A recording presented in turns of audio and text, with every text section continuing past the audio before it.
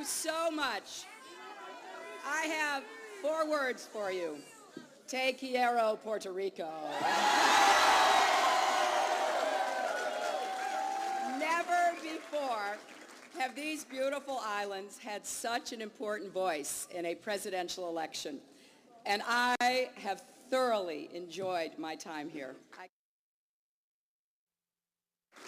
Bill and Chelsea and I are so grateful to the bottom of our hearts for your generosity and your kindness. And I hope that we have helped to draw attention to the concerns of Puerto Rico. And we've also helped to spotlight the beauty and the spirit of this wonderful place. So I am grateful. I am grateful for this show of overwhelming support. And I came to Puerto Rico to listen to your voices because your voices deserve to be heard.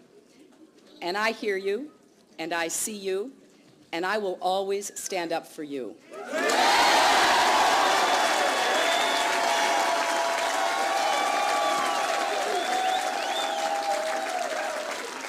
I also want to recognize Senator Obama and his supporters. Our 2 campaigns have turned out record numbers of new voters, determined to chart a new course for America. Now, this primary election has been hard fought because there is so much at stake, and we must elect a Democratic president. I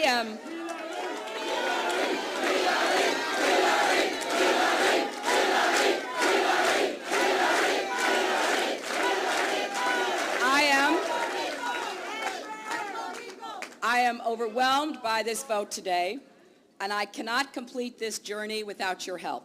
We have 2 contests left in South Dakota and Montana, and you can make the difference by visiting HillaryClinton.com and helping us make sure we go strong. Every contribution will help us make our case to the voters who are going to be heading to the polls, and I want you to know that this election is really about your future. You voted even though some tried to tell you that your votes wouldn't count. You voted for the person you believe will be the stronger nominee and the strongest president.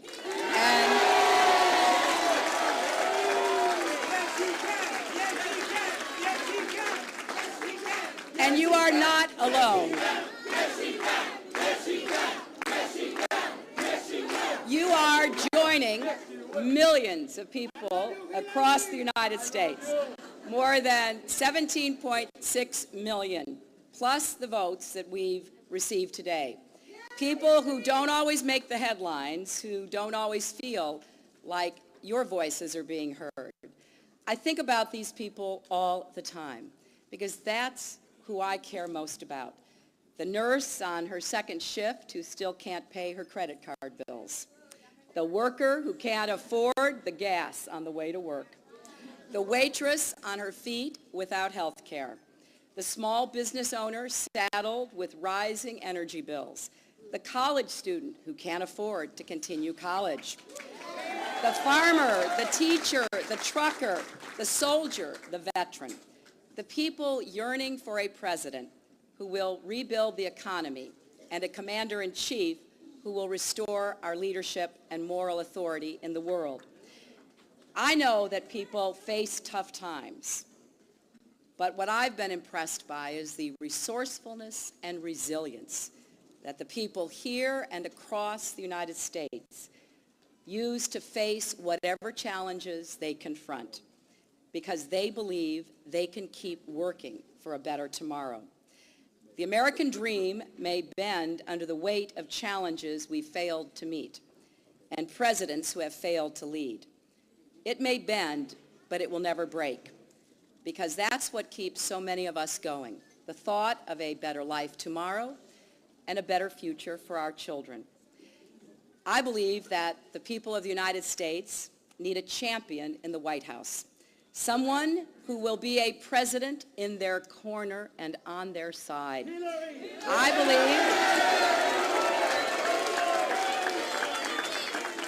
believe you are voting because you want a president who will stand up for universal health care, who will stand up for action to address the housing crisis, who will stand up for better jobs, to protect Social Security. You want to cut through the speeches and the sound bites to real solutions. And so today, you've come out strong. You've defied the skeptics. More people across the country have voted for our campaign. More people have voted for us than for any candidate in the history of presidential primaries.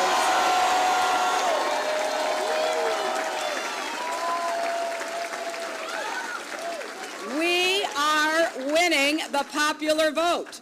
Now there can be no doubt. The people have spoken, and you have chosen your candidate. And it's important where we have won.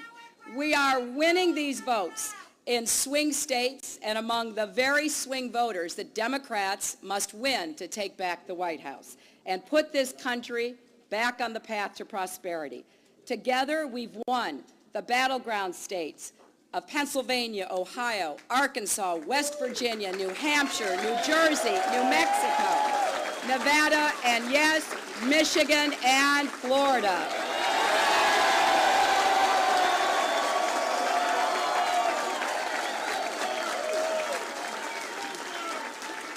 And I hope by my second term, regardless of what the people of Puerto Rico decide about the status option you prefer, you too will be able to vote for the next president of the United States.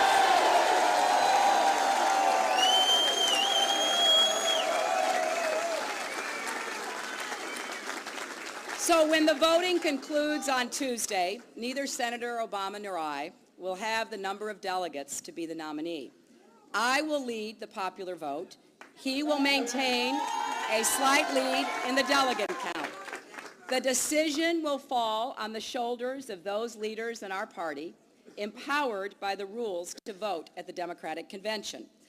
I do not envy the decision you must make, but a decision has to be made. And in the final assessment, I ask you to consider these questions. Which candidate best represents the will of the people who voted in this historic primary?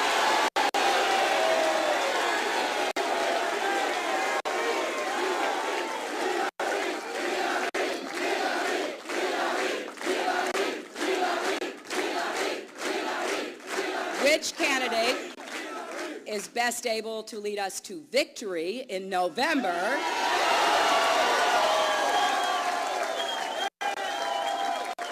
And which candidate is best able to lead our nation as our president in the face of unprecedented challenges at home and abroad? I am in this race because I believe I am that candidate, and I will be that president. We are winning the popular vote because we have stood for the core principles of our party, a party that believes in universal health care, no one left out, a party that believes hardworking, middle-class families deserve a fair shot at the American dream, a party that believes we must bring our troops home from Iraq safely, responsibly, and honorably, a party that cherishes every child, values every family, and counts every single vote.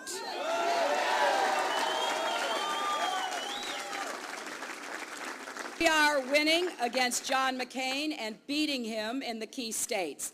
We have what it takes to get the 270 electoral votes necessary to win the White House. And the majority of voters know who is ready on day one to serve as our president.